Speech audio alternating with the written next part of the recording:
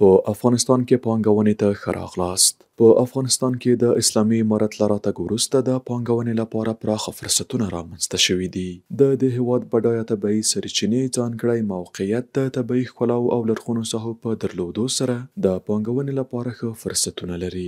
د دې لپاره چې پانګوال له دې فرصتونو څخه استفاده وکړي، د افغانستان اسلامي امارت د اقتصادي کمیسیون تر چتر لاندې د کورنیو او بهرنیو پانګوالو لپاره د اسانتیاوو، واحدو خدماتو او اړوندو اداراتو سره د همغږۍ لپاره د پانګونې بین الوزارتي کمیټه رامنځته شوې ده.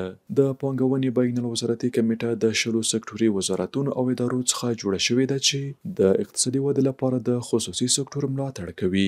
دغه کمیټه د پانګوالو لپاره مؤثر او شفاف سیستم رامنځته کوي او د یو واحد ادرس څخه په هیواد کې د پانګونې اړوند چارې تنظیموي. د کورنۍ او بهرنۍ پانګونې د راجلبولو په برخه کې د اماراتي ادارو ترمنځ همغږي رامنځته او د منظور شوو پروژو پر وخت د تطبیق څخه ډاډ ترلاسه کوي. تر اوسه د پانګونې بین الوزارتي کمیټې په بېلابېلو سکتورونو لکه برېښنا، زیربنا، کرنې، صنعت، معلوماتي ټکنالوژي، روغتیا، کاني او نفتي توکو او ترانسپورت کې د میلیارډونو افغانیو په ارزښت پانګونه جلب او جذب کړي او چارې عملاً جریان لري. په ټول هېواد کې بشپړ امنیت له پانګونې ملاتړی حکومت د بهرنیو پانګوالو لپاره د اسانتیاو په موخه په کابل هوایي ډګر کې د واحد مرکز موجودیت، د سیمه ییز اتصال له لارې نړیوالو بازارونو ته لاسرسی، ځوان وړ او ارزانه کاري ځواک، د پانګونې اسانه قوانین، د کاروبار لږ لګښتونه، د سوداګرۍ ترسره کولو لپاره پراخه چاپیریال او د صنعتي پارکونو موجودیت، د سوداګرۍ لپاره وړ بازار او لږ سیالان، د سوداګریزو شخړو د حل په موخه قضایي ارګانونو ته اسانه لاسرسی،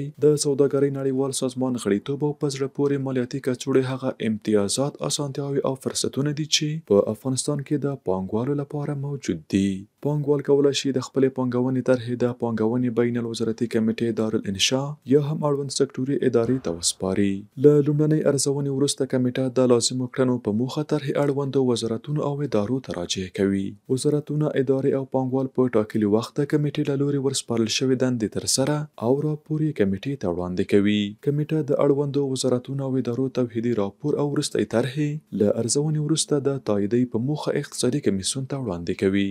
د اقتصادي کمیسیون له تاییدۍ وروسته طرحې د منظورۍ په موخه د اسلامي امارت مشرتابه مقام دفتر ته استوي او د منظورۍ وروسته د پلي کولو په موخه اړوندو وزارتونو او ادارو ته استول کیږي.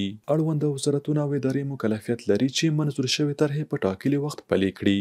راشئ په افغانستان کې پانګونه وکړئ او د پانګونې له پراخه فرصتونو څخه ګټه پورته کړئ. د پانګونې بین الوزارتي کمیټه په دې برخه کې ستاسو پوره ملاتړ کوي.